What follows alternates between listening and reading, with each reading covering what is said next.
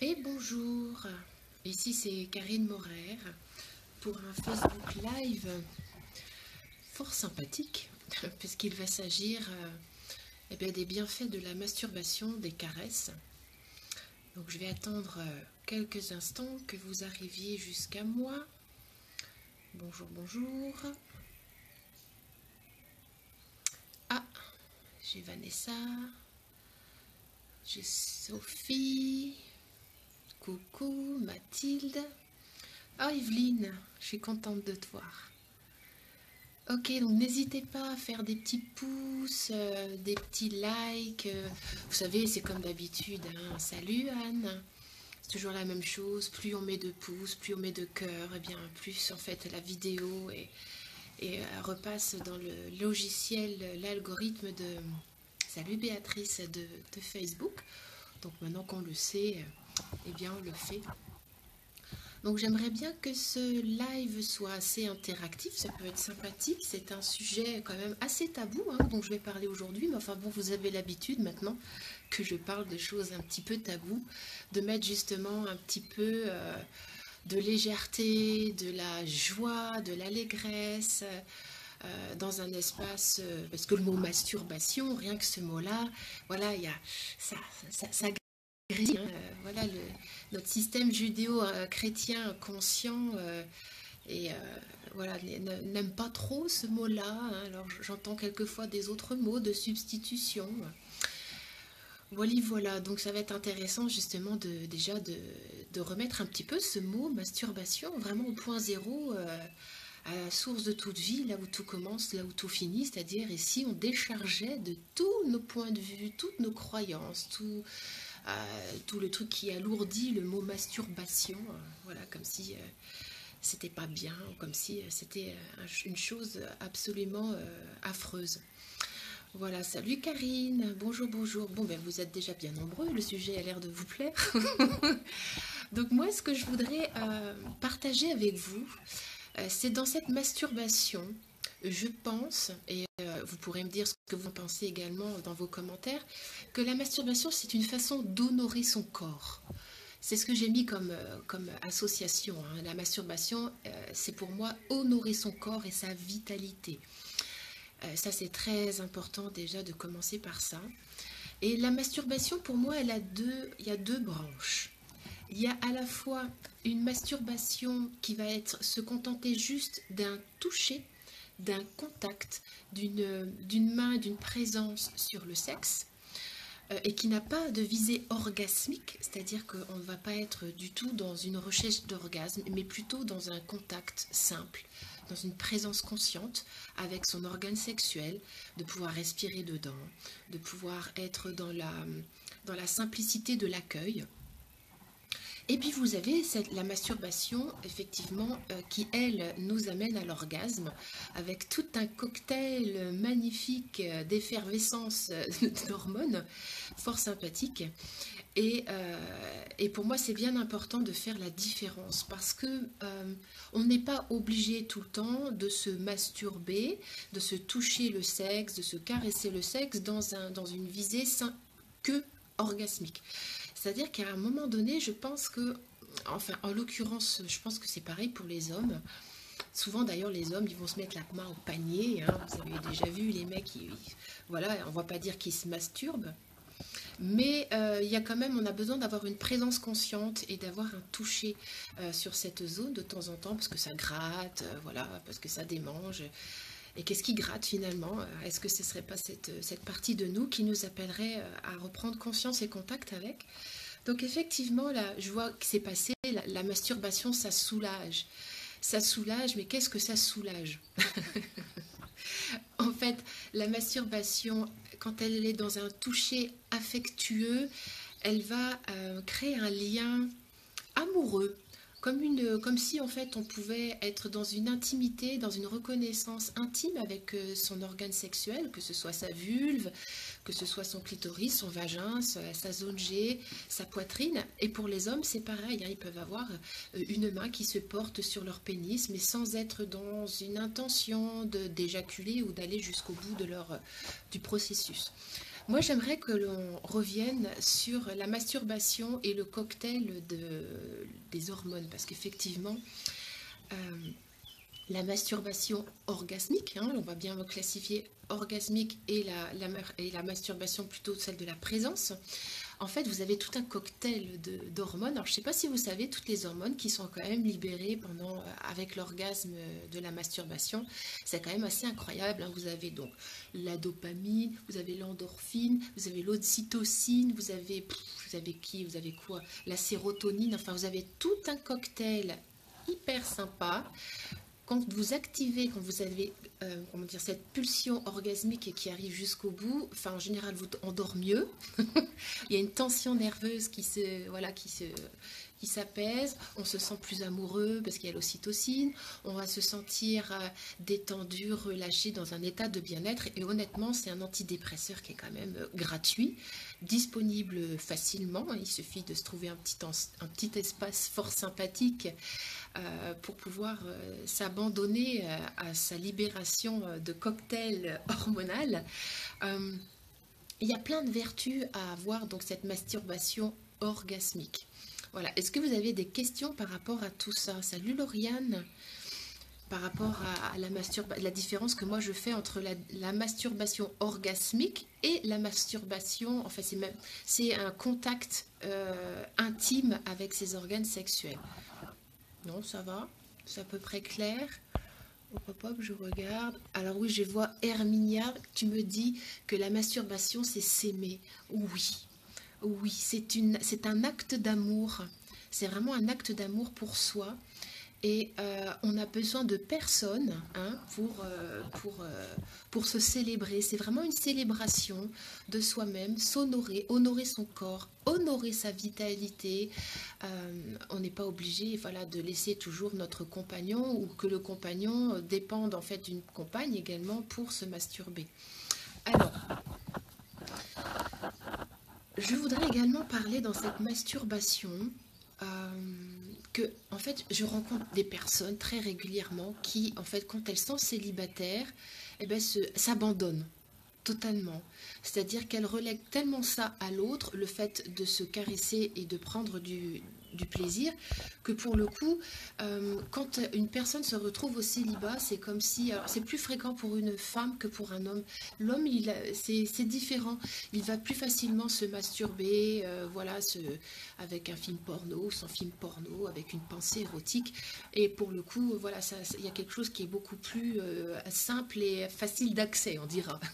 Pour nous les femmes, quand on n'est pas en couple, je rencontre très souvent, quand elles sont en couple, en fait, elles abandonnent leur sexualité, comme si, en fait, cette masturbation, le fait d'avoir du plaisir et d'une conscience vivante sur leur sexe, dépendait de la présence de l'autre, de l'homme ou de la femme, hein, donc si c'est une relation de lesbienne.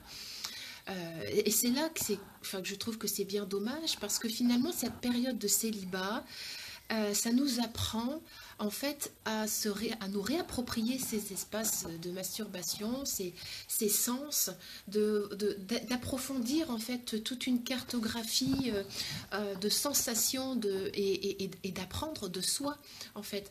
Donc d'abandonner la masturbation quand on est célibataire, je ne pense pas que ça soit une très bonne chose. Bien au contraire, je pense que c'est vraiment une clé pour se préparer à la nouvelle rencontre. Salut Jeanne Brun, c'est mon ostéopathe. Qu'est-ce que je pourrais vous raconter en plus sur cette masturbation? Ce qui se passe, c'est qu'en plus, quand on est en couple, alors je vous ai parlé des couples, donc enfin des gens qui sont célibataires, mais quand on est en couple, très souvent, en fait, c'est comme si euh, on abandonne la masturbation, on se contente finalement d'avoir des rapports sexuels parce qu'on dit que c'est plus nourrissant, que c'est mieux de partager. C'est comme si en fait nos sexes, je veux dire la vulve de la femme, était sous emprise de l'homme et comme si le pénis de l'homme était sous emprise de la femme. Donc en fait on a des espèces de ceintures de chasteté où l'autre en fait est le garant du plaisir et que finalement je ne peux prendre du plaisir qu'en couple parce que tu tiens la clé de ma ceinture de chasteté.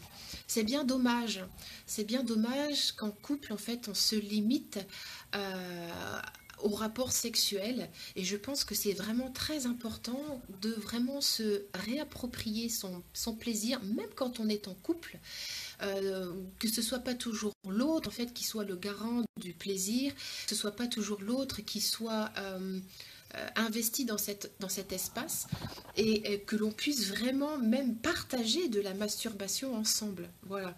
Je pense que en matière de sexualité et de relations sexuelles en couple, la masturbation peut vraiment faire partie d'un de préliminaires, même de partager, voilà comment je fais moi, montre-moi comment toi tu fais, parce qu'en fait chaque homme est différent.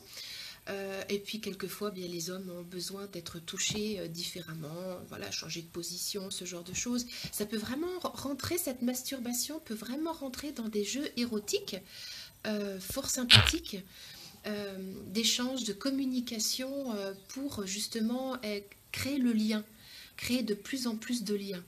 Alors je regarde ce que vous m'avez dit. Ce sont deux choses bien distinctes. Tu me dis Coco. Oui, quand je parle du toucher, de la caresse, le fait d'être en intimité avec soi et de la masturbation orgasmique, oui, bien sûr. Mais les deux sont complètement nécessaires et reliés. C'est-à-dire que cette prise en amour de son sexe, que ce soit un homme ou une femme, euh, plus on a de conscience sur son sexe et plus dans la journée je vais par exemple placer ma conscience sur mon sexe, venir placer ma main sur ma vulve mais sans intention particulière, plus en fait je rends vivant, je rends accessible cet espace de moi. Et donc forcément j'ouvre toute une palette, hein, c'est vraiment une palette de sens, une palette d'érotisme, une palette de sensualité, de volupté. Et quand finalement à un moment donné ou un autre de ma journée ou de ma semaine, tout d'un coup une pulsion plutôt d'une masturbation orgasmique prend, eh bien en fait ça va déployer encore plus d'énergie, encore plus de sensations, encore plus de volupté. Il y a vraiment une intrication très importante, enfin de mon point de vue à moi, d'être à la fois dans cette possibilité d'orgasmer, d'être dans la jouissance orgasmique, mais pas que. C'est-à-dire que dans la journée, pour moi, c'est très important que je puisse me connecter, mais juste me mettre à l'intérieur de mon vagin, d'être dedans, de me dire, et je peux même jouer comme ceci dans une respiration, de me dire, tiens, voilà, je peux faire monter l'énergie comme ça, être dans une présence consciente, et finalement, les mains n'y sont pas, mais je suis dans une présence. Je sens la vie me traverser, je sens totalement mon bassin présent, je sens ma présence à moi, je suis dans mon bassin, je sens ma vulve qui palpite, je sens qu'elle est ouverte, je sens, voilà. Et tout ça, cette présence consciente, ça peut se faire n'importe quand, n'importe où. Il n'y a pas besoin d'être dans les toilettes, sous la couette, il n'y a pas besoin d'être enfermé n'importe où. C'est vraiment une présence consciente qui est très intéressante à développer pour nous, les femmes, parce que c'est vrai que la masturbation, elle n'a pas, elle a pas bonne pub en fait chez les femmes, hein, enfin d'une façon générale. Moi, je vous invite vraiment, mesdames, à vous masturber. Que ce soit avec orgasme ou sans orgasme, on s'en fout, c'est pas ça, hein. Le but c'est pas d'être dans l'orgasme forcément, mais c'est d'être dans cette présence conscience au sexe, à notre vulve, à notre vagin, à notre poitrine, à tous ces espaces érogènes qui sont en nous et qui ont besoin en fait d'être détabolisés et qu'on enlève un peu tous les toute la poussière, tous les espèces de tapis, les poussiéreux de nos ancêtres. Et honnêtement, ça change beaucoup de choses. Une femme qui se masturbe, qui se touche, qui se caresse, va être beaucoup plus réceptive aux caresses de l'homme. Et puis elle peut surtout l'inviter, ou la femme, hein, la compagne, l'homme ou la femme, elle peut l'inviter à la découvrir comme elle a besoin. Il y a des femmes qui vont avoir besoin d'être énormément stimulées au niveau du clitoris, la partie émergée. D'autres qui vont avoir besoin de toucher le clitoris émergé et la partie intérieure de la zone la zone G, à l'intérieur du vagin. Il y en a d'autres qui vont avoir besoin plus d'être stimulées au niveau de leur zone G, avec une introduction des doigts. D'autres, ça va être l'anus. Voilà, donc c'est vraiment plus on s'approprie par la masturbation et la présence conscience à notre corps, plus on devient en fait réceptrice du plaisir et plus en fait on a une gamme de sensations qui s'ouvre et qui est variée et on peut vraiment créer comme une palette d'essence orgasmique, euh, de volupté à partager et ça c'est vraiment chouette. Alors ce que je voulais partager aussi avec vous, je sais pas ce que vous avez... Alors, nous sommes des êtres... nous sommes des êtres complets. Plus nous serons épanouis dans notre être et son entier, et plus nous pourrons partager et reconnaître cette harmonie et cet amour avec l'autre ensuite. Oui, oui, c'est pour ça que je parle du soi sexuel et de la femme intégrale et de l'homme intégral. C'est-à-dire vraiment que cette sexualité soit ne soit pas emprunt en fait de projection, de devoir jouir à tout prix, parce qu'il y en a marre de ce dictat de la jouissance. Je vois des articles partout là, puis des bouquins qui sortent, les femmes multi-orgasmiques, le fait de devoir jouir, avoir un orgasme à chaque rapport. Et si justement, dans nos rapports sexuels avec nos compagnons ou nos compagnes, eh bien, il n'y avait plus le poids ni l'obligation du devoir jouir, à quoi ressemblerait notre rencontre? Voilà, d'être dans juste... ne pas se mettre dans une excitation sexuelle qui souvent en fait l'excitation sexuelle fait de l'expérience en fait on perd un peu la sensation fine, hein, parce qu'en fait les tissus gonflent, tout s'excite, donc il y a une espèce d'accélération du cœur, du pouls, de la respiration et on n'est plus en fait dans la même réception que quand la respiration est longue, profonde et que tout ça c'est dans la lenteur, la douceur et que surtout on n'attend rien. Voilà, je crois que vraiment la clé de la masturbation ou de la rencontre sexuelle, si on arrête d'être dans la projection du devoir jouir, du devoir faire jouir l'autre, et que l'homme éjacule, parce qu'il y a aussi ça, il y a le poids de l'éjaculation, hein, enfin c'est affreux hein, de subir ce poids de l'éjaculation. Eh bien si on se soustrait de tout ça, on est vraiment dans une rencontre de l'instant alchimique, où finalement ce sont deux êtres qui se rencontrent avec leurs organes sexuels, avec leur sexe, mais on n'est pas dans une obligation. Et ça allège, et ça amène vraiment beaucoup de, comment dire, de douceur, d'échange, de vérité et des découvertes de nouveaux espaces, parce qu'il y a des nouveaux espaces qui sont vraiment découverts à ce moment-là. Alors, qu'est-ce qu'on a d'autre? Alors, je voulais vous parler également de cette possibilité de se masturber pendant l'acte sexuel. Souvent, je rencontre des femmes dans les séminaires ou dans des conversations qui n'osent pas se masturber pendant que l'homme les pénètre parce que en fait elles ont peur de blesser l'ego de l'homme, comme si en fait tout dépendait du pénis, comme si tout dépendait simplement que le fait qu'il bande, qu'il ne jouisse pas, que ça juste par son pénis, eh bien en fait ça suffise à son plaisir et au contact de son être profond. Je pense que dans un rapport sexuel, en fait, je veux dire, le plaisir que l'on prend dépend avant tout de soi-même. Et ça ne dépend pas de l'autre. Donc quand on dit oui, je ne jouis pas avec tel mec, machin, machin, c'est ok. Est-ce qu'on a vraiment besoin de cacher notre plaisir, l'accessibilité de notre plaisir sur l'autre, de déverser en fait sur l'autre? Je pense que le plaisir, l'accès au plaisir dépend de soi et essentiellement de son rapport à soi. C'est-à-dire que l'autre, après, on l'invite à danser. Il y a vraiment une alchimie, une danse. Et c'est pour ça que j'invite aussi les femmes à se réapproprier leur clitoris, la masturbation de leur clitoris pendant les rapports sexuels. Parce qu'en fait, toutes les vulves, je le dis tout le temps, hein, vous me suivez maintenant depuis longtemps, toutes les vulves ne sont pas faites de la même façon. Il y a des vulves dont le clitoris va être assez éloigné de l'entrée donc du vagin et d'autres dont le clitoris va être très proche de l'entrée du vagin. Et effectivement, l'accessibilité à ce clitoris va faire qu'il y a des différences d'accès au plaisir. Je m'explique. Une femme qui est en andromaque, donc qui est cavalière sur l'homme, c'est-à-dire qu'elle le chevauche, et dont le clitoris est très proche, en fait, moins de 3 doigts hein, par rapport à l'entrée du vagin, elle va avoir une facilité avec le pubis de l'homme, les poils pubiens, à stimuler la partie émergée de l'iceberg du clitoris. En plus, en fait, c'est-à-dire que le clitoris, vous le savez, je vous l'ai déjà montré, hein, il y a cette tête et puis il y a une double arche. En fait, cette tête-là, en fait, si elle est stimulée en même temps que cette double arche, c'est beaucoup plus facile pour certaines femmes, salut Christelle, d'atteindre l'orgasme. Donc, n'hésitez pas, mesdames, regardez-vous au niveau de votre vulve et n'hésitez pas à regarder la distance qu'a votre clitoris avec l'entrée du vagin.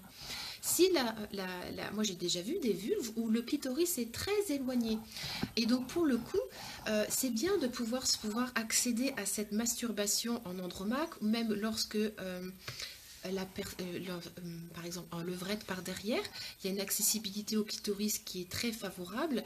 Donc mesdames, n'hésitez pas à vous toucher le clitoris lors des coïts. Et si messieurs, vous sentez que madame a besoin de se toucher, eh bien encouragez-la. C'est important qu'elle puisse se sentir encouragée dans cet espace.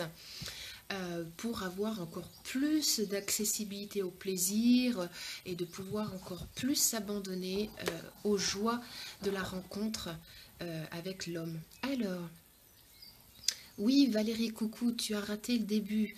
Bah écoute, j'ai dit tout simplement, juste pour faire un petit récapépète, que la masturbation, il y a 2 façons de se masturber. Une avec une pulsion orgasmique où on va jusqu'au bout et qu'on est juste là pour décharger un petit peu une tension nerveuse et être dans ce cocktail d'hormones. Et puis l'autre qui est juste une présence de conscience à soi, ou juste avec mon intention, en mettant juste peut-être une main sur la vulve, mais sans intention orgasmique, de développer vraiment une palette des sens et des perceptions de qui on est. Voilà. Est-ce que vous avez des questions par rapport à tout ça, par rapport à cette masturbation? Alors, je vais remonter un petit peu dans l'historique. Alors, ce que je pourrais vous dire, parce qu'on a des messieurs qui sont là également. Je vois que Anna Maria, tu nous donnes un petit message. Encourage-moi, Vince. Oui, c'est ça. Mais c'est ça. Comment dire, la masturbation, ça peut vraiment être aussi, ce que je l'ai dit tout à l'heure, faire partie donc des préliminaires, où une femme peut aussi s'abandonner et montrer à l'homme comment elle s'abandonne dans son plaisir. Et de la même façon, un homme peut montrer à une femme ce qu'il aime. Voilà, la pression dans la masturbation, c'est vraiment, comment dire, cette masturbation, c'est une façon de s'apprivoiser déjà soi-même, mais c'est aussi de pouvoir apprivoiser l'autre, de savoir un petit peu comment il fonctionne, comment il est. Alors, je voulais vous parler de la masturbation des hommes. Mesdames, si vos hommes se masturbent sans vous, c'est normal et c'est bien. Arrêtons d'avoir ou de vouloir contrôler nos hommes et de dire « Ah, c'est dégoûtant, tu te masturbes, tu as regardé du porno et tout le machin, et d'être dans le jugement, tu penses qu'à ça. » Je veux dire, c'est plutôt bon signe. Yes. C'est-à-dire que quand nos hommes se masturbent, youpi, ça veut dire que c'est une manifestation du vivant. Moi, j'ai rencontré des hommes qui ont besoin de cette masturbation pour justement rentrer dans un état de sommeil, dans un état de détente. Et d'y mettre tu penses qu'à ça, ça n'allège pas la chose parce que effectivement, et quand bien même on penserait qu'à ça, je veux dire, il n'y a pas de mal à ça. Donc, c'est vraiment très important d'encourager nos hommes à ça, de les accompagner, que ce soit pas un espace tabou ou un espace de rejet ou de jugement, qu'au contraire, la masturbation fait vraiment partie intégrante de l'être humain, que ce soit donc l'homme qui lui y a facilement accès. Nous les femmes, on est un petit peu en retard quand même, je remarque quand même qu'on est un petit peu en retard, que même si je vois qu'il existe de plus en plus de types de vibromasseurs, etc., etc., moi j'en rencontre très souvent qui ne savent pas comment les utiliser parce que c'est juste pour le fun, pour se dire j'en ai un, mais finalement, quelles sont les femmes qui régulièrement utilisent, se masturbent pour s'honorer? Enfin, il n'y en a pas beaucoup, je vous assure. Dans les séminaires, je rencontre beaucoup de femmes qui se sont oubliées. Voilà. Et dans la vie normale, je pense qu'il y a beaucoup de femmes qui parlent beaucoup, parce que c'est très facile, ça rassure hein, de pouvoir parler, d'être un petit peu dans une espèce de parler beaucoup, mais pour le coup, de vraiment s'occasionner un espace concret de rencontre avec soi, ben c'est pas si évident que ça. Alors, Stéphane, tu me demandes comment aborder le sujet avec les enfants et à partir de quel âge? Ben, écoute, je pense qu'il n'y a pas d'âge. La masturbation, en fait, c'est la découverte de l'enfant. Elle commence très rapidement. Alors lui, l'enfant, il ne le fait pas dans un but d'éjaculation hein, pour le petit enfant. Enfin, voilà. La petite fille, elle a une capacité orgasmique qui est là, qui est innée dès le départ. Hein. Je veux dire, il y a des petites filles qui peuvent très, très vite apprendre que le clitoris provoque des choses très fortes et qui sont éveillées sexuellement parlant très rapidement. Je pense que l'invitation, c'est de pouvoir, ça dépend de là où vous en êtes, vous, je crois, par rapport à ça. Si vous n'êtes pas à l'aise avec ça, et que c'est pas qu'un espace détendu, léger, et que ça va vous chercher dans des résistances, l'enfant va le sentir. Hein, mais c'est mon point de vue. Hein. Si au contraire vous êtes dans un espace quand même assez léger et que vous voyez votre enfant se toucher, enfin, je vais vous donner un exemple.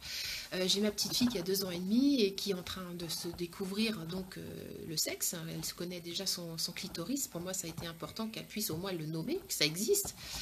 Et en fait, je l'ai surprise, elle est en plein apprentissage de la propreté, en train de se mettre un caillou dans le sexe. Et là, en fait, bon, je suis intervenue parce que je pense que c'est important qu'elle puisse en fait savoir qu'il ne faut pas qu'elle se blesse, parce que bon, il y a cet apprentissage-là, donc qu'elle y fasse attention. Qu'elle caresse, c'est une chose, mais de là à mettre des cailloux dedans, bon, voilà. Donc c'est vraiment comment dire, si vous sentez que c'est léger pour vous, mais allez-y dans le dialogue avec vos enfants. De toute façon, vous pouvez leur expliquer. J'ai eu une conversation l'autre jour avec une sexothérapeute qui était totalement d'accord avec moi.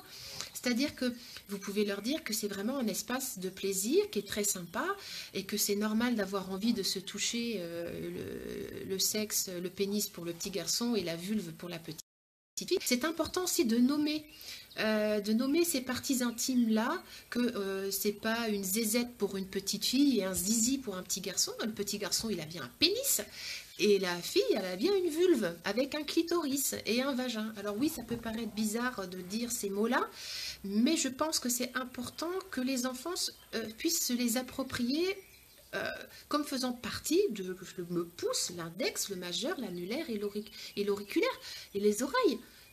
Voilà, c'est exactement la même chose.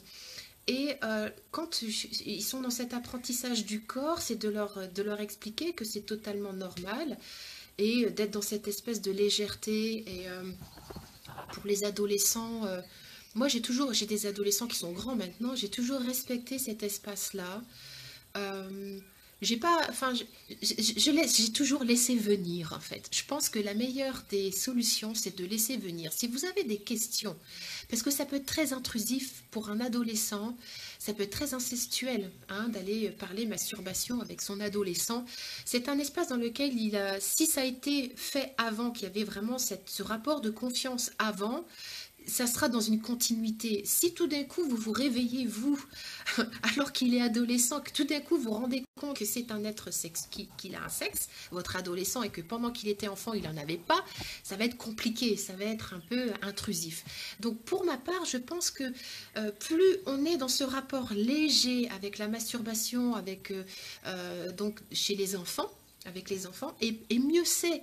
Je veux dire, c'est un acte totalement normal, totalement sain. C'est une manifestation du vivant. Une érection de petit garçon, c'est une manifestation du vivant. Une petite fille qui se touche le clitoris et qui trouve ça bon, c'est une manifestation du vivant. Après, ça va être aussi important, je crois, de leur expliquer que ce sont des espaces à découvrir quand ils sont dans leur intimité, parce qu'on n'est pas dans une société où finalement se masturber en public, c'est pas très bien vu. Donc il y a des limites quand même aussi à pouvoir instaurer et de leur expliquer que c'est vraiment, ça fait partie de leur intimité, que c'est ok, que c'est quelque chose de totalement normal, que même papa et maman se masturbent et que même eh ben, ils peuvent se masturber l'un l'autre, enfin vraiment et que c'est normal, que c'est quelque chose qui existe. De pouvoir vous prendre comme exemple. Alors vous êtes pas, le petit enfant ne rentre pas dans votre intime en rentrant dans la chambre, c'est pas ça. Mais de leur expliquer que vous aussi vous vivez ça et que c'est bien, que c'est normal et que c'est comme manger un bon morceau de chocolat. Vous voyez, de trouver des images qui puissent être oui, qui peuvent contribuer à alléger un sujet qui souvent, malheureusement, bah, est un peu lourdingue, quoi, voilà, et que ça pourrait éviter beaucoup de malentendus et beaucoup de problèmes si on mettait un peu plus de légèreté et de joie. Alors, est-ce que vous avez des petites questions à me poser? Vous me regardez. Par rapport aux enfants et la masturbation, est-ce qu'il y a d'autres choses? Marion, je sais que tu me regardes. Est-ce que tu as des questions à me poser, toi qui es aussi une petite fille par rapport à ça? Oui, Charlotte, c'est ça. Parler en vérité avec ce que l'on est. Si, je répète, si c'est pas léger pour vous, n'allez pas vous imposer à parler de masturbation si pour vous, à l'intérieur, dans votre être, ça se contorsionne et que vous rougissez jusqu'aux oreilles. Ou alors vous expliquez que vous n'êtes pas à l'aise avec ça, mais que vous allez faire de votre mieux pour expliquer. Voilà. Oui, Evie, bah écoute, tu regarderas en replay parce que je vais pas répéter ce que j'ai répété, ce que j'ai dit tout à l'heure en début de vidéo. Je la noterai également donc sur, je la téléchargerai sur YouTube. Euh, Ben oui, Charlotte, mais oui, mais alléluia que ta petite fille puisse nommer effectivement sa vulve et que c'est voilà. Moi, j'utilise les deux. J'utilise la nénette, j'utilise la vulve, j'utilise le mot clitoris et je me souviens, j'ai une petite anecdote à vous raconter par rapport à ça. Un jour, ma belle-mère m'interpelle et me dit, vous vous rendez compte, Karine, enfin, Iléna, elle sait déjà qu'elle a un clitoris, alors qu'elle avait 2 ans, quelque chose comme ça. Enfin, c'était il n'y a pas très longtemps. Et je lui ai dit, ben oui, effectivement, pour moi, ça m'a paru important qu'elle puisse nommer cette partie-là de la même façon qu'elle sait nommer son orteil, ses pieds, ses oreilles, sa bouche. Et j'ai inclus effectivement que le clitoris faisait partie de son corps. Et, voilà, et ça s'est passé, ça s'est très bien passé, on a rigolé, voilà, ça l'avait interloqué, mais bon, ils me connaissent, j'assume totalement ce que je vous dis, j'assume totalement l'espace dans lequel j'œuvre, et j'avoue que ça contribue pour beaucoup de mettre justement un verbe léger, de mettre de la joie dans ces sujets qui sont souvent très alourdis inutilement. Alors, tu me dis, Muel. Oh oui, pour les enfants. Et si on ne peut pas en parler, il y a des livres sympas pour servir de support et leur laisser quand ils savent lire. Alors moi, je serais bien curieuse de savoir, toi, Muel, ce que tu as proposé, si tu peux nous proposer une référence de livre. Parce que moi, j'en ai pas trouvé beaucoup. Il y avait celui de Titeuf, mais que j'ai trouvé qui n'était pas pour moi, c'était pas top top. Si vous avez les filles ou les garçons, là, les hommes, si vous avez des références de bouquins à offrir aux enfants par rapport à la masturbation, il y a plein de choses qui sont déjà écrites. Mais moi, je trouve quelquefois qu'il y a quand même malgré tout des censures ou des différences. Il y a eu aussi cette polémique autour de ce livre-là, de ce journaliste que l'on voit sur une émission là, où il a mis juste un trou pour représenter le vagin donc de la zézette, hein, il appelle ça la zézette de la petite fille. Et il a même été attaqué par tout un groupe féministe pour avoir fait cette différence entre le sexe, le vulve de la petite fille. Enfin bon bref, je renoterai en lien si jamais. Tu me dis qu'il y a pas mal de journaux pour ados sur la sexualité qui sont sympas. Bah écoute, je suis bien preneuse, même si les miens ont toute la documentation nécessaire à la maison. Mais voilà, je prends. Est-ce que vous avez d'autres choses d'autres espaces à pouvoir éclairer par rapport à cette masturbation qui est vraiment s'honorer et donner comment dire, honorer sa volupté, honorer son corps, qui est une manifestation du vivant, et que c'est vraiment célébrer un corps vivant, que ce soit en allant jusqu'à l'orgasme ou pas. C'est vraiment ça, la clé de la masturbation. Alors, qu'est-ce que je pourrais vous raconter d'autre par rapport à ça, moi? Je pense que j'ai fait à peu près le tour de ce qu'il est possible. Toujours est-il, c'est que dans cette masturbation, quand vous le faites seul, c'est de vraiment découvrir des zones seules. Souvent, on va se contenter de toujours actionner les mêmes boutons, les mêmes façons de faire pour soi-même, et ça crée toujours les mêmes chemins neuronaux pour accéder au plaisir. Je pense que quand on est seul aussi, c'est de pouvoir, eh ben, dans une caresse, dans une rencontre avec soi, de pouvoir développer d'autres espaces. Il y a des zones érogènes comme les mains, les pieds, les bras, tout est possible. C'est vraiment se reconnaître comme existant, comme ayant un corps vivant, et d'y mettre de la volupté, du plaisir, de l'accueil de soi, de l'amour de soi, pour pouvoir mieux partager après. Alors j'ai des petits commentaires, je reviens.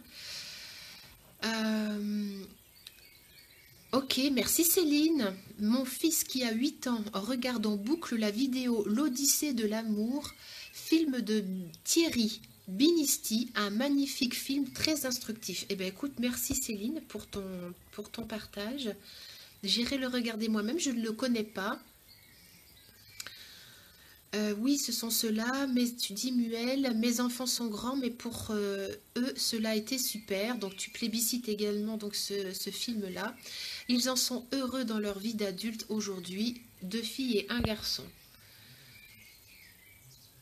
Alors Charlotte, tu nous dis, ne pas masturber, c'est un peu comme inviter un pote sans jamais être soi-même entrer chez soi. Ouais, ouais, reprenons les clés de notre maison. Et quand je parle, moi, ici, de clés de voûte, vous voyez ce que c'est une clé de voûte? Quand vous faites une construction, une cathédrale, vous avez toujours une clé de voûte, c'est au milieu, puis c'est entre, vous voyez, c'est un peu là, quoi. C'est ça la clé de voûte. Donc pour rentrer chez soi, c'est bien d'avoir la clé et d'oser vraiment venir se rencontrer, se masturber, se donner du plaisir soi-même pour pouvoir mieux inviter les autres. Alors Sophie, tu nous racontes. Pour l'avoir vécu, c'est très violent, une mère qui vous met entre les mains un livre sur la sexualité alors qu'elle n'avait jamais évoqué le sujet avant et en plus sans dialogue. Donc soyons légers. En effet, merci de désacraliser le sujet. Je suis totalement d'accord avec toi, Sophie, c'est ce que je disais tout à l'heure, c'est-à-dire que la sexualité, c'est quand on est parent, c'est pas quelque chose dont il faut absolument parler à un moment précis quand les poils pubiens poussent sur les pubis de nos enfants. C'est quelque chose vraiment qui est déjà présent, mais dès leur naissance. Je veux dire, voilà, pour moi c'est tellement évident, mais dans mon monde c'est tellement évident que pour le coup, quelquefois je suis toujours surprise à quel point dans le monde des autres ça ne puisse pas l'être du tout. Voilà, donc merci, oui Sophie,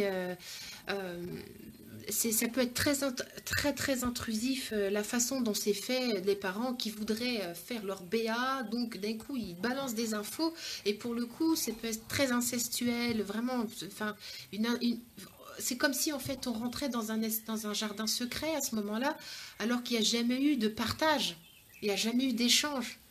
Voilà. Donc ça va vraiment être du cas par cas pour moi. Hein.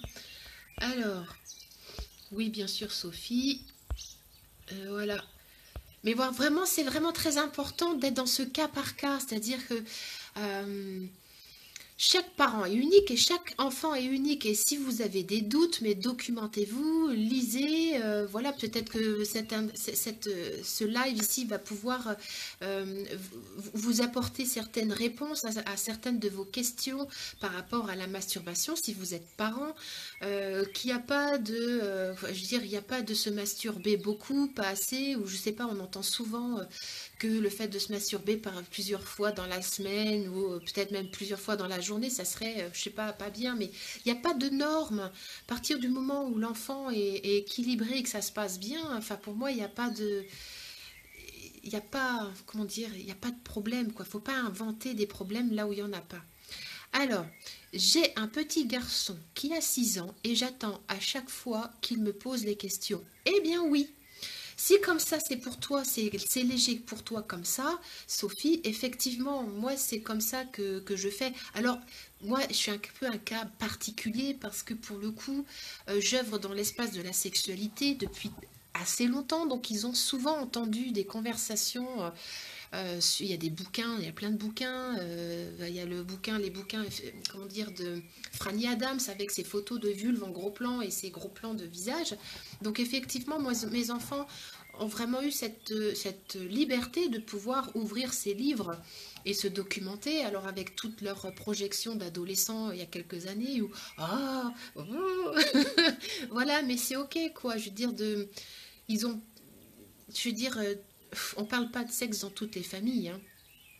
Loin de là, hein. Moi, c'est les retours que j'ai de mes ados où ils me disent, mais en fait, nous, on est des extraterrestres, quoi.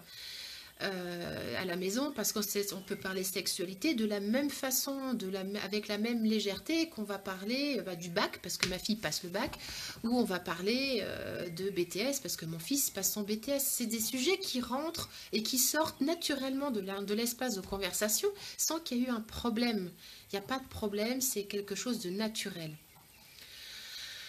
Alors, Valérie, tu me dis, nécessité aussi de prendre du temps pour soi et ce temps intime comme avec son partenaire pour savourer les effets des caresses.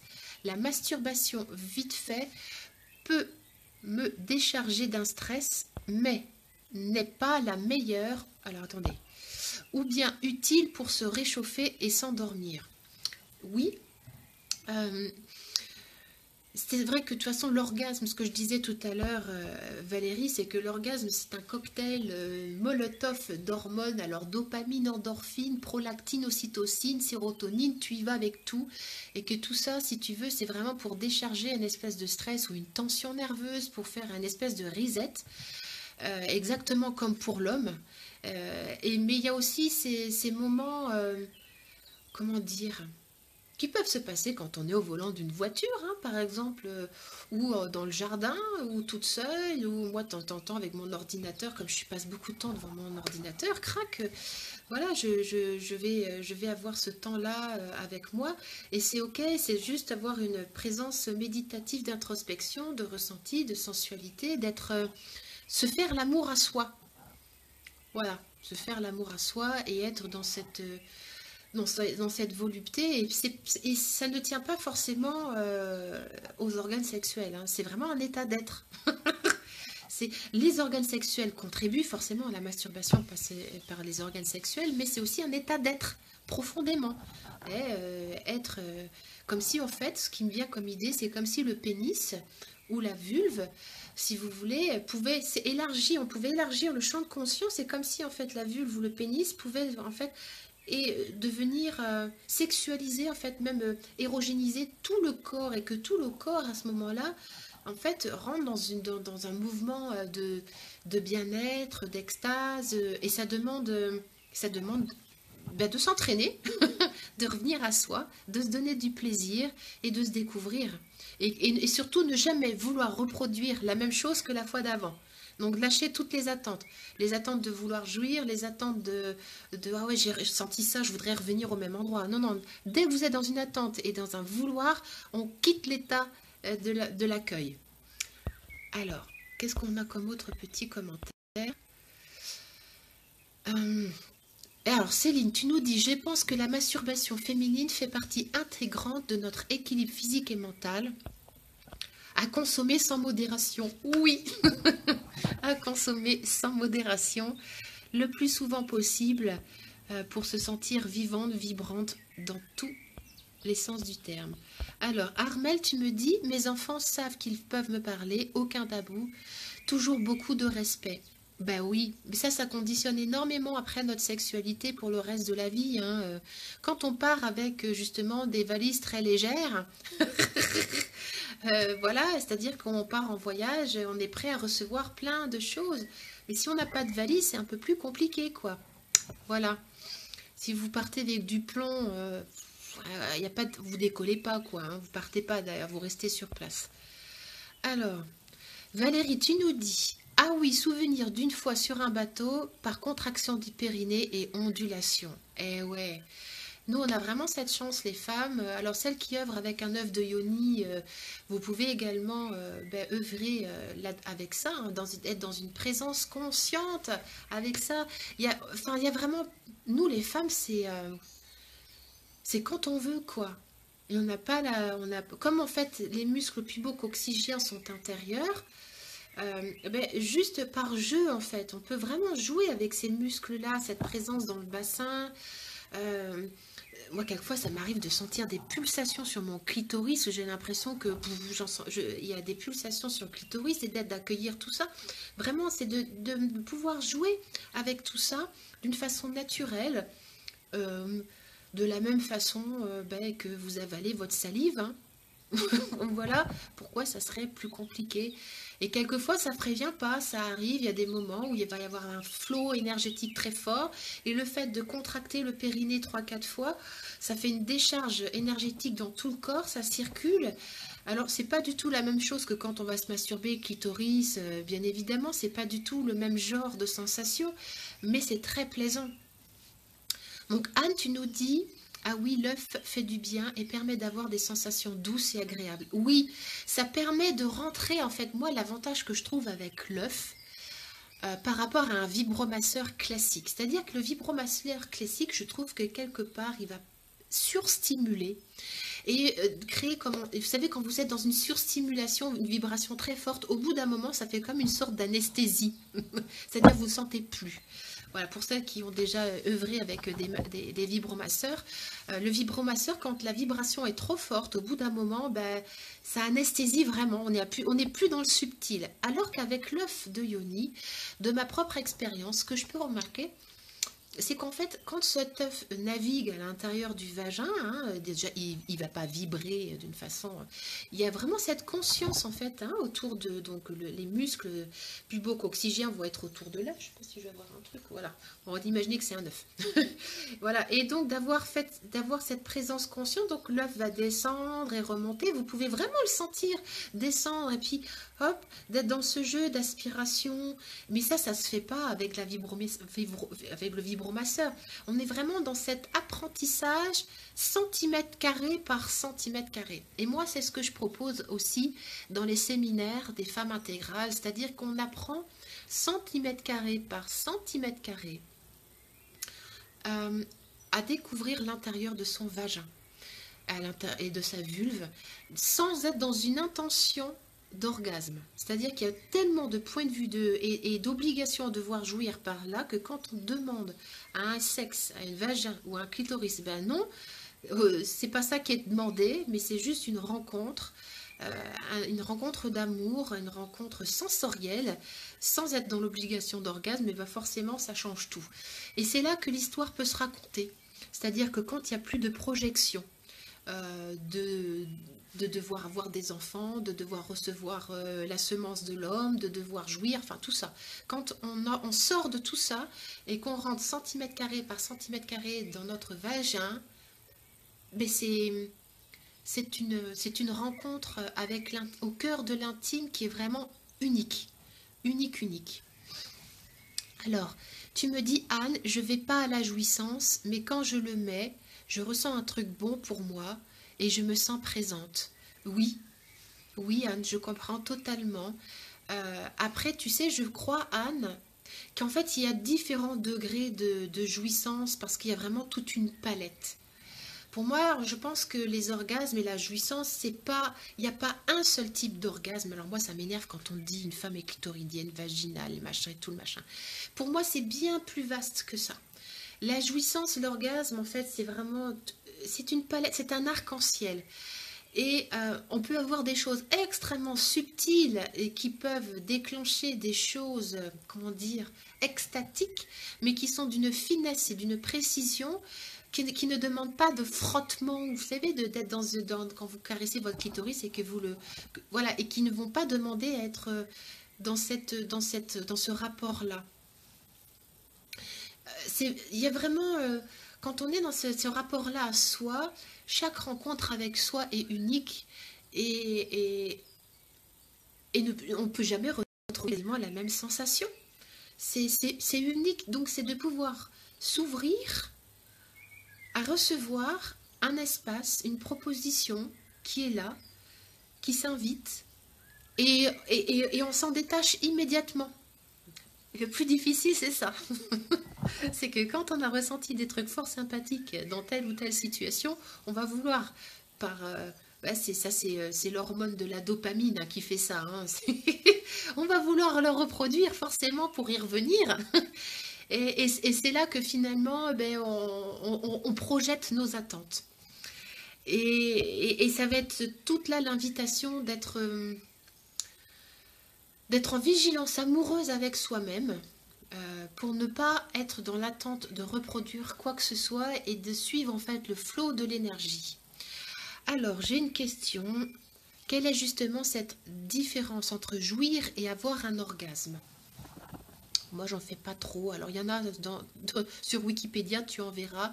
L'orgasme, en fait, c'est une manifestation à la fois des hormones, des contractions, si tu veux, où tu as dans ton cerveau, à un moment donné, tu as un lâcher-prise tel, où tu as ce flot d'hormones, de ce cocktail qui est déversé dans tout le corps et qui se manifeste, en fait, en général, on est comme on retient la respiration.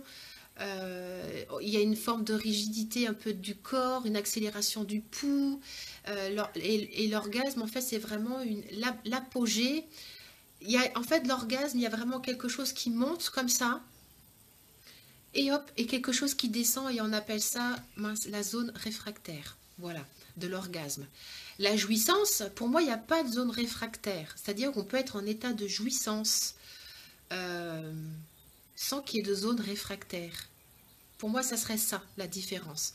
Un orgasme, il y a vraiment, c'est vraiment un jeu biochimique qui se joue dans notre corps avec tout ce jeu des hormones. Alors ça se joue également hein, dans la jouissance, hein, cette sérotonine, cette ocytocine, quand vous faites caresser le corps, il y a aussi cette ocytocine. Mais dans l'orgasme, il y a vraiment ce truc comme une espèce de décharge. Vous savez, c'est vraiment comme ça, une espèce de décharge.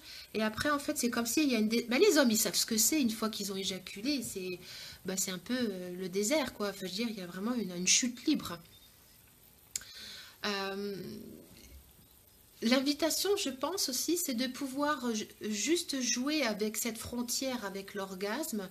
Moi, je trouve que c'est très intéressant, justement, de ne pas basculer quelquefois dans l'orgasme, de ne pas y aller, pour justement faire monter en fait toute une tension énergétique, faire en fait monter l'énergie sexuelle dans tout le corps, que toutes les cellules se mettent à vibrer, en fait changent de fréquence.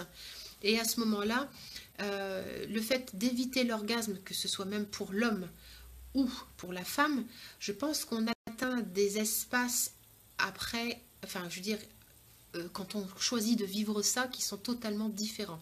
Ça, c'est mon point de vue. Ceci étant dit, moi je fais pas de tantra, je fais pas tout ça. Je sais que dans le tantra, ils œuvrent beaucoup là-dedans. Moi, c'est de mon expérience personnelle. Je pense que quelquefois, de ne pas aller jusqu'à l'orgasme, ça peut vraiment permettre de découvrir d'autres champs, d'autres espaces, de la lenteur, un côté extatique, de faire des voyages avec vraiment des changements de plan de conscience. Ce que j'aimerais aussi partager par rapport à cette éjaculation ou pas, par rapport à l'homme, c'est que on n'est pas obligé hein, d'amener l'homme jusqu'à l'éjaculation. Est-ce que vous êtes prêtes, mesdames ou messieurs, hein, si vous êtes entre hommes, à demander à l'autre s'il a envie d'éjaculer ou pas? Enfin, je pense que c'est très important de poser la question, enfin je veux dire, est-ce qu'il en a envie ou pas? C'est-à-dire que c'est comme si aussi l'éjaculation c'était la résultante ou la fin d'un acte sexuel. Et si justement il n'y avait pas besoin d'éjaculer? À quoi ressembleraient nos rencontres? Voilà. Et si même le fait de ne pas avoir d'érection? Et si justement de ne pas être dans ce jeu masturbatoire des organes sexuels, de peut-être se caresser le corps et de trouver d'autres espaces de jeu, bander les yeux, s'attacher, mettre des glaçons, trouver d'autres espaces qui sortent un petit peu de l'espace du sexe, hein, de la vulve et du pénis. Il y a plein d'espaces à pouvoir découvrir. Et c'est vrai que l'éjaculation, c'est comme si une femme, enfin, c'est ce que j'entends, enfin moi j'ai lâché prise là-dessus depuis fort longtemps, mais je remarque encore beaucoup de femmes qui sont très attachées à l'éjaculation, comme si c'était le saint Graal d'avoir fait éjaculer un homme. Ben non, non, non, enfin je pense que l'éjaculation, c'est pas une obligation, et pour ma part, je pense que c'est important de lui demander s'il en a vraiment envie, ou s'il est aussi dans ce rapport tendre, c'est dans cette charnalité, voilà, c'est important de le questionner. Alors, tu dis donc Charlotte, et après plus aucune envie, j'ai donc compris le souci de ma sexualité, merci. Alors, je comprends pas par rapport à quoi tu dis ça pour le coup, Charlotte. Hop. Donc tu n'as plus d'envie, donc après avoir joui, c'est ça, ou avoir eu un orgasme, tu as donc une zone réfractaire. Tu me dis si je me trompe, hein. Ben oui, alors ce qui peut être très intéressant pour les femmes, moi j'en rencontre beaucoup dans les séminaires qui expliquent et dans les cercles de parole, qui expliquent qu'en fait une fois qu'elles ont joui, qu'elles ont eu un orgasme, en fait on ne peut plus toucher et le rapport sexuel s'arrête. Eh bien, et si justement l'orgasme, quand il a été atteint, pouvait être aussi une autre porte d'entrée pour autre chose. C'est-à-dire quand vous avez eu un orgasme, vous avez fait un reset hein, de toutes vos pensées, c'est-à-dire que vous avez été capable de quitter vos pensées, qu'est-ce que je vais faire à manger, les gosses, le boulot, tout ça, pour rentrer vraiment dans un espace de lâcher prise. Et donc il y a tout ce flot d'hormones à ce moment-là dans le corps avec l'orgasme. Et à ce moment-là, de rentrer dans un slow sex. Alors, je parlais tout à l'heure de ne pas aller jusqu'à l'orgasme, mais s'il y a orgasme, parce qu'il n'y a pas d'obligation à avoir jouir ou pas, on surfe avec ce qui se passe, sans obligation. Si l'orgasme se présente, et si justement, c'était l'occasion de pouvoir rencontrer autre chose qu'orgasme. Voilà, de laisser la porte ouverte. Et je vois pour ma part qu'il y a des femmes, une fois qu'elles ont ce genre d'orgasme assez fort et qui restent essentiellement bloquées en bas, ça ouvre en fait des chemins énergétiques pour autre chose. Et c'est là où la vague multi-orgasmique est possible. C'est-à-dire qu'une fois qu'il y a eu un orgasme, eh bien la vague multi-orgasmique, c'est cyclique, hein, voilà. Eh bien on peut vraiment s'amuser à surfer sur cette vague-là. Donc c'est dommage de s'arrêter quelquefois après un orgasme. C'est pas souvent le premier, entre guillemets, d'expérience personnelle qui est le meilleur, c'est ceux qui suivent. Voilà, parce que pour le coup, la vibration prend en intensité. Alors, qu'est-ce que vous nous avez raconté là? Coucou Karine, peux-tu nous parler d'éjaculation précoce? Oui, Johanna, avec grand plaisir. Je pense que la majorité des éjaculations précoces qui ont lieu, c'est parce que les hommes ont trop de pression. Et que d'une certaine façon, ils sont trop dans un vouloir bander, dans un vouloir retenir leur éjaculation, ils sont trop dans un vouloir contrôler et trop dans le faire. En fait, ils ont beaucoup de pression. En fait, ils sont tellement dans le vouloir bien faire que pour le coup, ça met une pression énorme et c'est là qu'il peut y avoir un déversement trop rapide. Alors moi, j'aurais une petite anecdote. Quand on rencontre un homme qui a ça, ce genre, c'est de surtout pas focaliser là-dessus. Et si ça demande à ne pas bouger, eh ben on bouge pas. Et ça va être vraiment qu'il puisse en fait rentrer lui-même dans un autre état psychique, dans un laisser-être, de quitter son faire pour être. Par exemple, arrêter toute masturbation, évidemment, toute surstimulation du pénis, c'est-à-dire qu'il est tellement omnibulé à devoir rester en érection et ne pas éjaculer que toute son attention est contrôlée et il contrôle en fait. Et c'est là que c'est la catastrophe, c'est-à-dire que pour, la clé, ça va être d'être sur le corps entier, d'hérogénéiser, je ne sais pas si c'est français ce que je dis, en fait que tout le corps, que cette énergie, cette attention qui est concentrée que sur le pénis, en fait on puisse la diffuser sur le corps, c'est-à-dire caresser le corps, les mains, les bras, la tête. Que chaque homme a une voie d'entrée différente sur son corps que son pénis. Interrogez votre homme, quelle est son autre voie d'accès à de la détente. Il faut vraiment qu'il soit dans cet état de détente et de lâcher prise. Alors, une éjaculation précoce, ça peut être aussi une pression qu'il y a eu dans la journée, ça peut être tellement de choses, ça peut être aussi parce que il y a eu une castration psychique avec une autre relation avant. Je rencontre beaucoup ça, moi, hein, des hommes qui ont été castrés dans une autre relation et pour le coup, pouf, voilà, ils n'arrivent plus à contrôler en fait. Hein. Donc, ça va être important pour les hommes à ce moment-là de récupérer leur sexe, hein, leur puissance d'homme dans les vagins ou dans les vulves d'avant. Parce que quelquefois, ça arrive hein, qu'il y ait des pénis qui soient restés bloqués. Alors, Jean-Mathieu, tu me dis, en tant qu'homme, je retiens un maximum, même des fois à en souffrir. Et je n'ai plus envie d'éjaculer car justement, après l'arrêt de cet échange, est trop brusque. Oui, je comprends, Jean-Mathieu, que tu en sois là. Il y a beaucoup d'hommes qui en sont là. Pour moi, il n'y a pas d'obligation à quoi que ce soit. C'est-à-dire que vraiment, la sexualité, c'est quelque chose qui est propre à chacun. Et c'est une création de l'instant, une rencontre. Il y a des hommes qui vont avoir besoin d'éjaculer, c'est OK. Il n'y a pas de jugement. Il y a des hommes qui vont se masturber en dehors des rapports sexuels que l'on peut avoir avec eux. C'est OK. Il y a des hommes qui vont avoir besoin de retenir leur éjaculation de temps en temps. C'est OK. Il y a des hommes qui vont tout le temps réfréner leur éjaculation. C'est OK.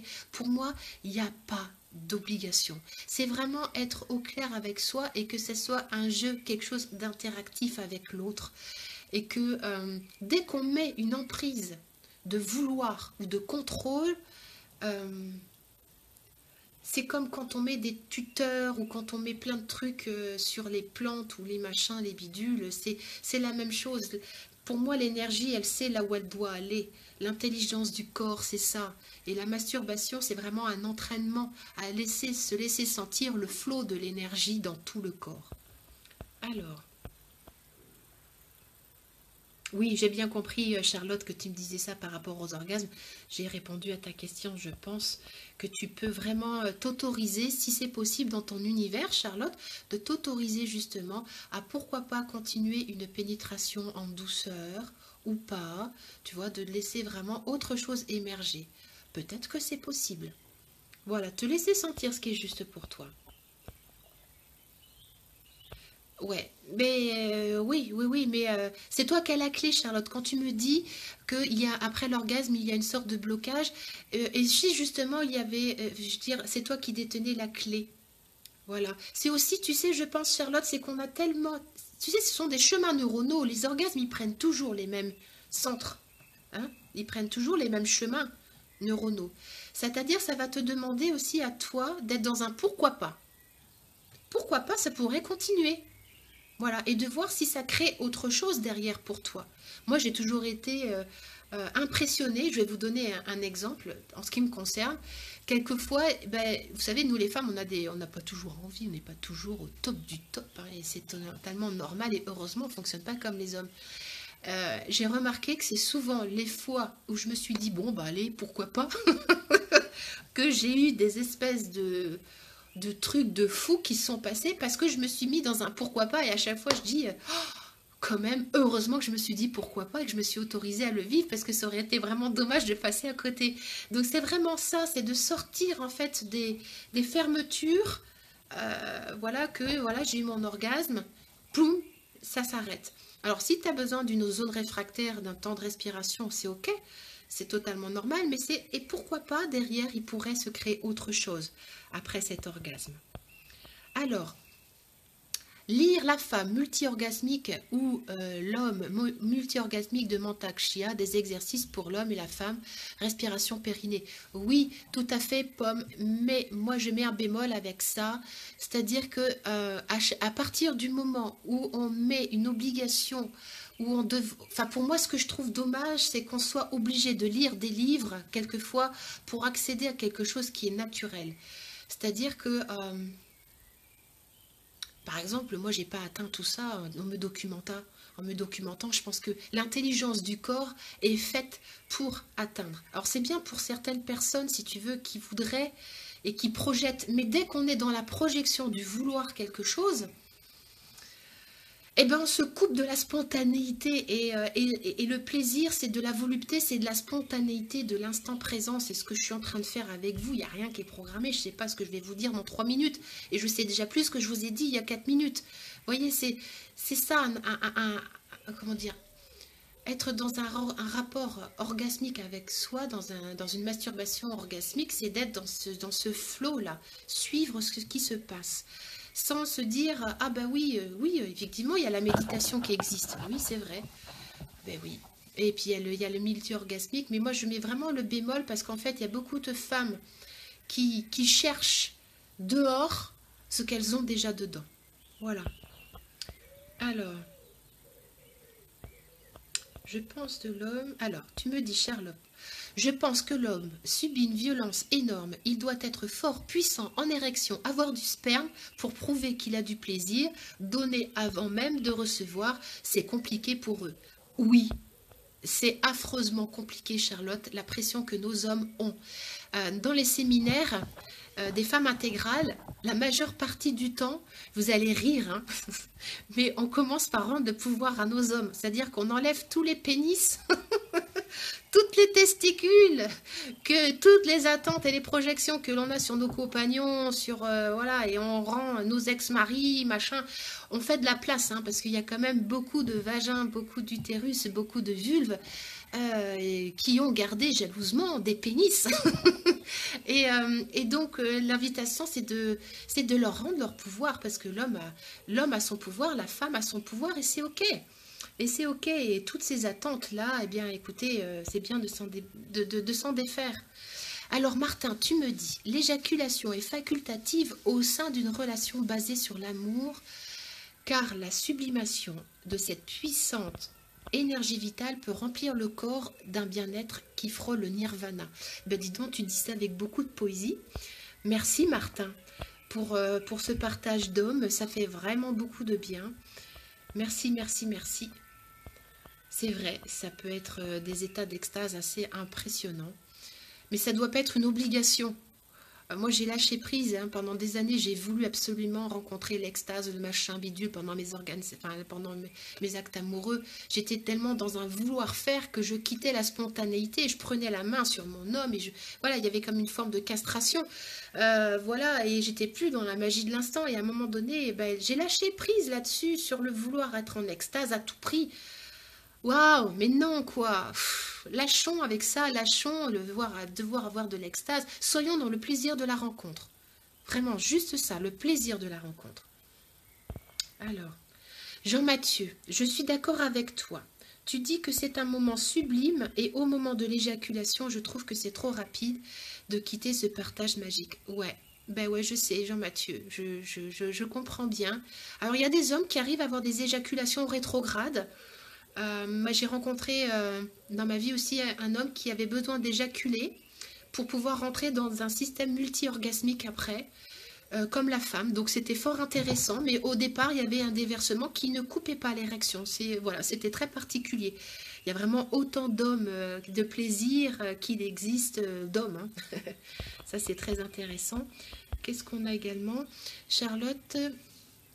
Merci Karine, je suis désolée, le temps que je tape mon commentaire, tu te trouves avec des trucs qui n'ont rien à voir, mais merci pour tes réponses, ça va me faire avancer. Merci Charlotte pour ta présence. Pomme, tu me dis, j'entends ce que tu dis, j'ai le même vécu que toi, ces lectures viennent éclairer mes ressentis. Ouais, Pomme, moi ça a été ça. En fait, quand je lis, là tu vois, j'ai un livre sur le Mantak Chia, je l'ai acheté il y a 4 semaines. Mais je suis multi-orgasmique depuis des années. Et c'est pas quelque chose que j'ai voulu créer. C'est pas quelque chose sur lequel j'ai projeté mes intentions. C'est venu parce que c'est venu. C'était pas une obligation. Et c'est là que je trouve que c'est important de faire attention avec toutes ces disciplines. qui mettent en fait un dogme sur une énergie. Vous voyez, c'est à partir du moment où on veut discipliner une énergie, ça devient un dogme. Et un dogme, si vous voulez, c'est pour moi, on n'y est plus, on n'est plus dans la magie de l'instant. Voilà. Alors, qu'est-ce que c'est ça? Toute une question d'élan et non du vouloir. Oui, oui, oui, oui. De se sentir dans cet instant-là de liberté. Bon. Qu'est-ce qu'on a d'autre? Sylvie, Dédé Calvé. Ah ben Dédé, oui. Dédé qui est un homme extraordinaire. Salut Dédé. Écoutez, je pense en avoir dit beaucoup sur cette masturbation et le fait de s'honorer.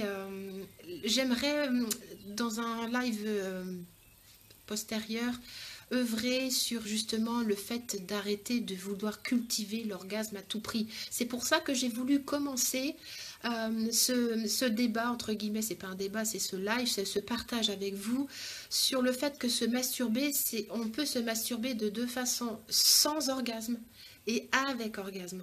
Et les deux, c'est ok.